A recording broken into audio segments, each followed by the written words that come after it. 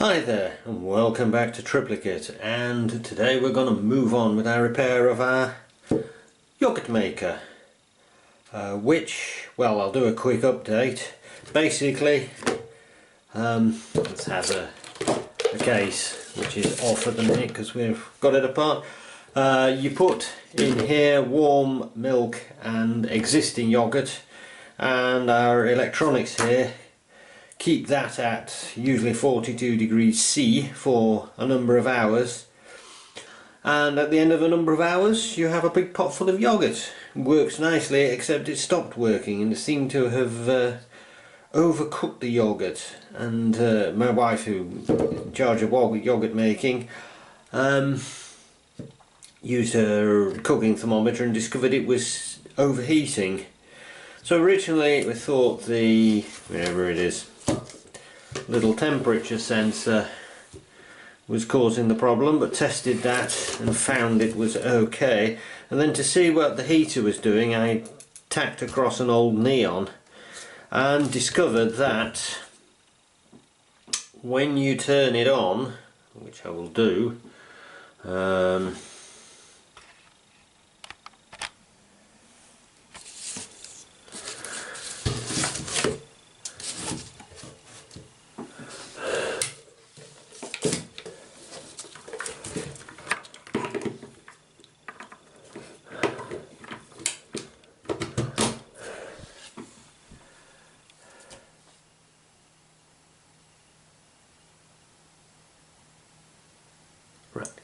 okay, so here we are. It's plugged in but not turned on, so I am going to turn it on now. And the heater's coming on just when you turn it on, and it shouldn't do that. You should set the time, set the program and the time and what have you, and then press the start button.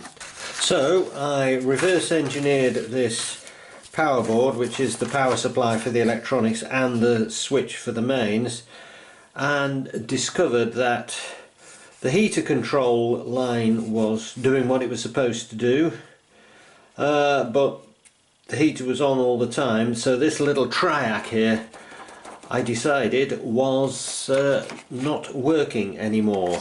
So I sent off on jolly old eBay and got a new triac. I mean, these are actually pence if you buy a lot of them, but if you buy one off eBay, it probably cost me the best part of £5 with packing and postage and what have you. So in this video we are going to replace this triac, and hopefully that will repair the yogurt maker, and the yogurt maker will be back in service and we will have nice yogurt again. Right, we're definitely unplugged. I'm not going to try soldering to live mains. So here we have the soldering iron. So let us try and get this little guy out of here.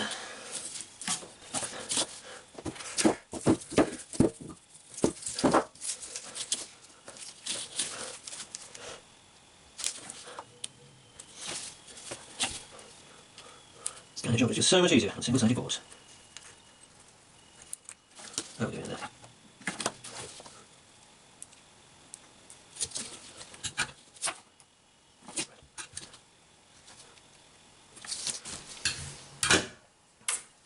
Right, there we go. Got the little blighter out. Right, the first thing I am now going to do is power it up without the triac in and just confirm that there's no other reason, no short circuit somewhere that's causing the heater to come on all the time.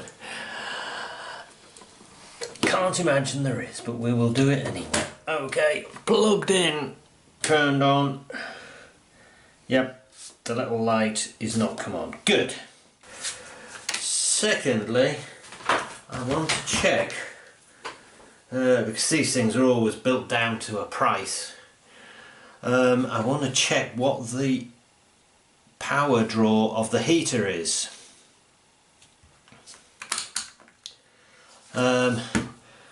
So I can check whether they're not actually overloading this poor triac, which, you know, they'll probably have the picker components right on the edge for the application to save a few more pence on the build cost. So if I double check it's unplugged, put my ohm meter over there, 2.5 kilo. Just going to check it the other way around, just for completeness. Yeah, about 2.5 kilo. Okay, so we want to know the current the heater is going to draw, so that's just voltage over resistance, which is 240 divided by 2500, hit the equals. There we go, 96 milliamps, about 100 milliamps. And here we have the data sheet, which says 600 milliamps. So it's nowhere near cooking the triac. So what we're going to do now is solder in the new triac and hopefully it'll work. Okay, let's just see if we can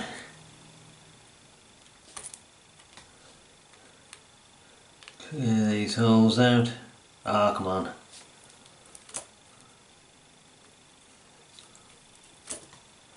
There we go. Oh, the joys of working on single-sided boards. Where's my new triac on? Here it is.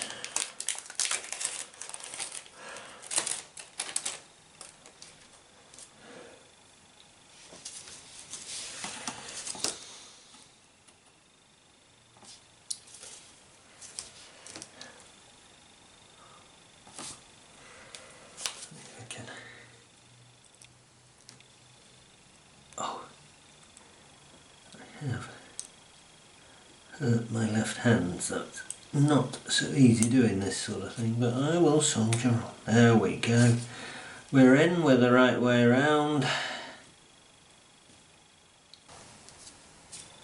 Okay, hope the camera's focusing on that alright. That looks good.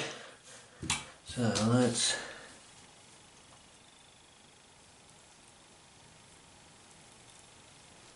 plop that in.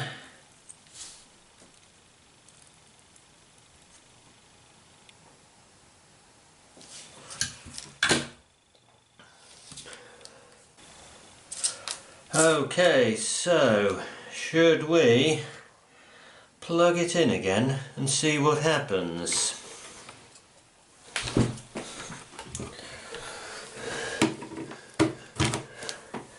Plugged in, power on. Well, there we go.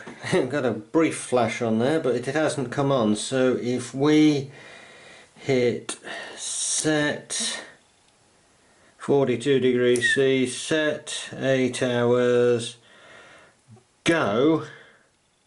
Yep, the little light comes on. So that's working, yay! Right, so I'm going to put this back together to try out, because I think it relies on there being a narrow sort of air gap between this bit and the main outer pot to move the heat round. So Yep, put it back together, then test it. Now, managed to lose one of the main screws that holds the base on, but found a similar one, thankfully. See if you can spot the difference. So those hold the bottom on. Those hold the cable clamp on. These hold the power board into the base, and these four hold the electronics board into here. So should we do that first?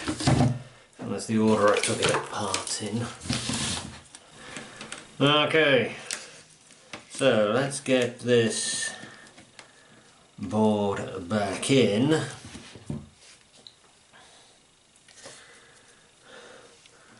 With the four small screws, I believe.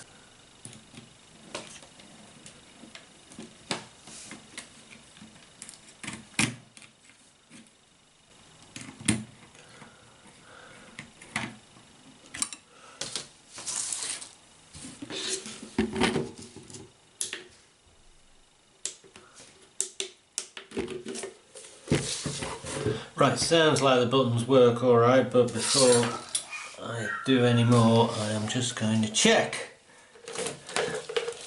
that the buttons work correctly. Yep, display comes up. Okay. Set. And off we go. Yeah, all the buttons are working. Right. Okay, not quite so easy to film, but this, let's stand this on end. Will that work? Right.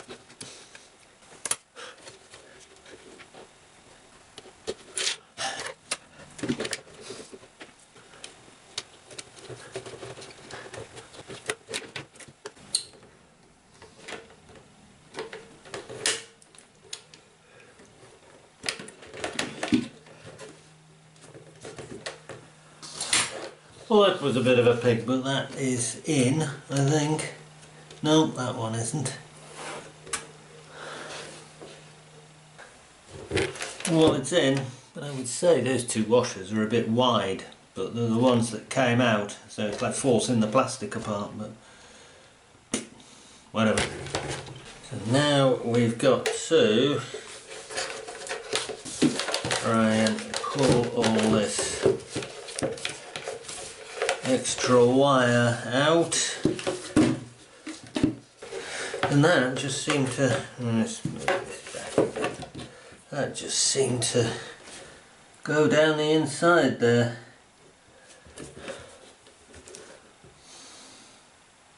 I'm assuming all this never gets hot enough to cook it. It's not been cooked anyway. Does it go? I don't know.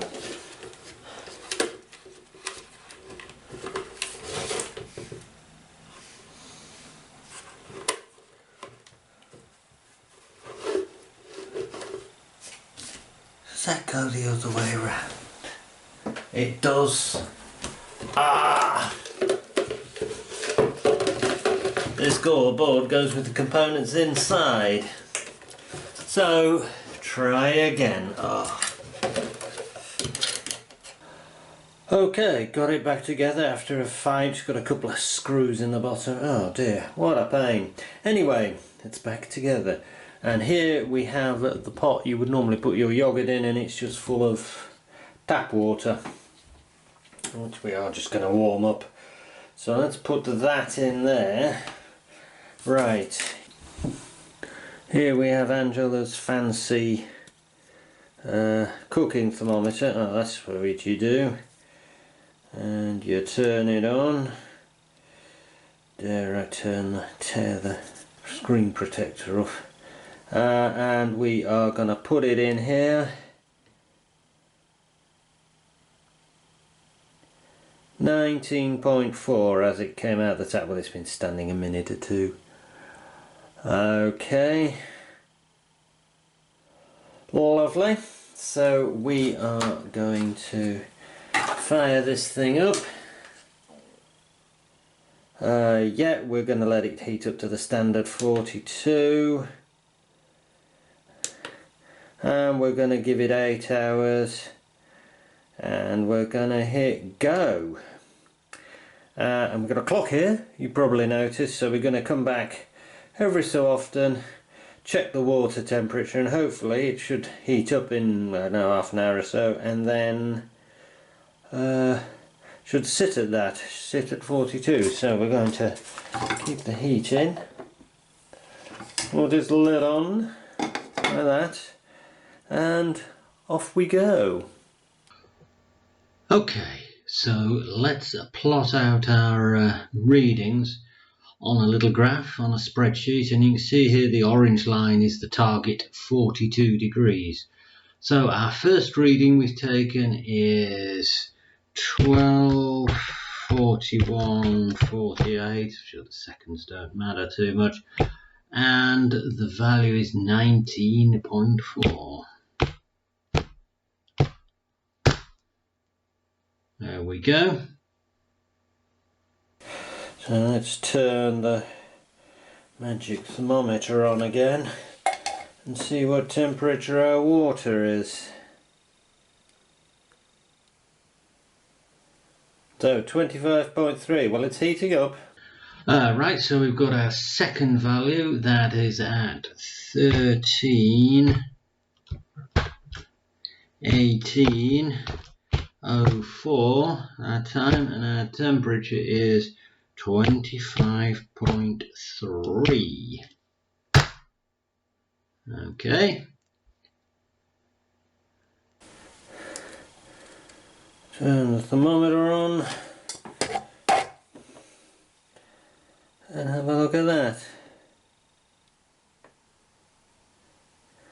Okay, we've got our third value, which is at 13:51:45. This spreadsheet's expecting 24-hour clock here. And the temperature is 31.1. Okay, so it's heating it up nicely.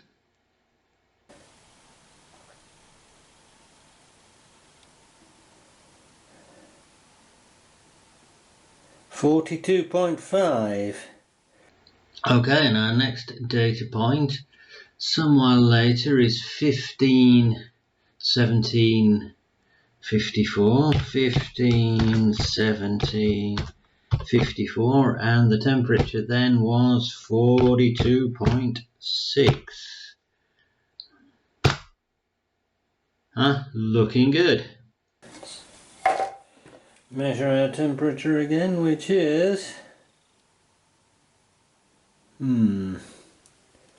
45.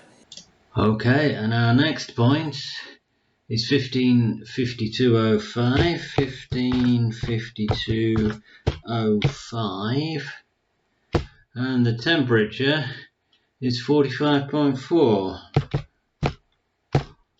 So it's still going up. It's slowing down, but it's still rising. Power up the magic thermometer and see what it's got.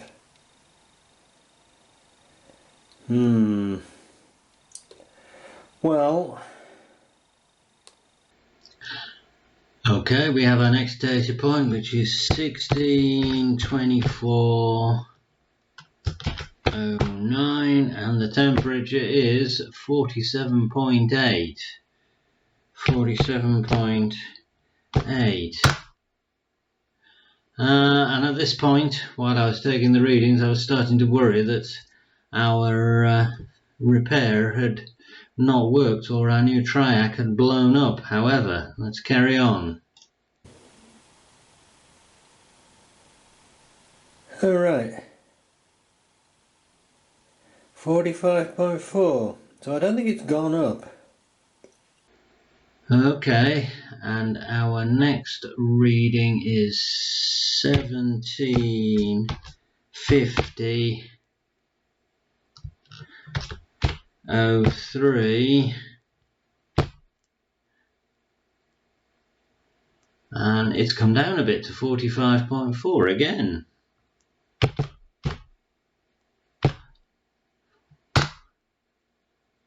Okay, so it looks like our heater's overshot a bit, but it's turned off now and we're cooling back down.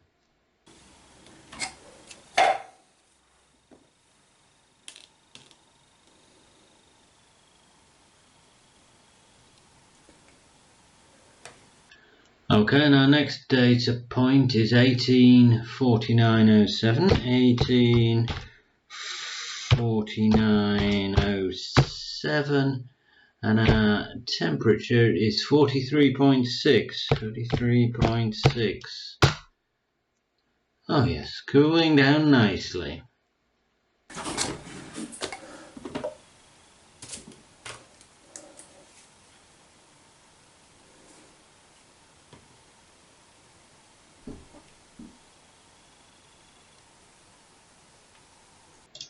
Okay, so now we have a data point at 1923.45, 1923.45, and the temperature then was 43.3. 43.3.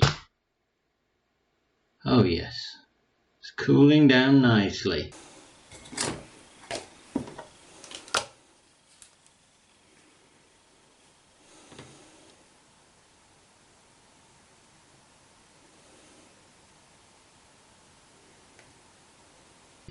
So the last reading we took, because we only put it on for 8 hours and it turned off, it finished shortly after this, so our last reading was at 20:35:20 and it was 42.1.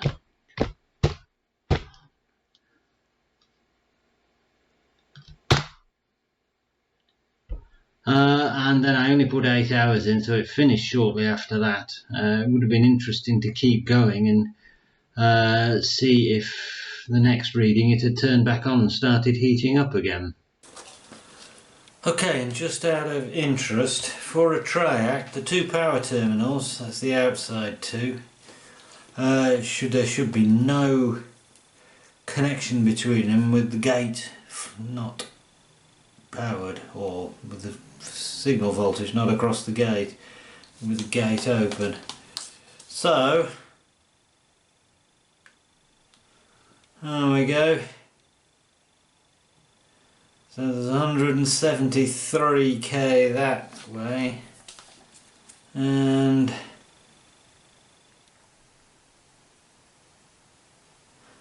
10k that way, so that device is definitely dead, blown, whatever. Well, there it is. Seems to be working. Now I am a bit concerned, would I say, as to why that triac blew, because it's not being overloaded and semiconductor components don't generally just blow for no reason. So we will keep an eye on it and see how it goes. We'll just put it back into service and check we get lots of nice yogurt. So that is it for the yogurt maker. I think 2 videos is probably enough on a yogurt maker. So until next time, it's a goodbye from Triplicate.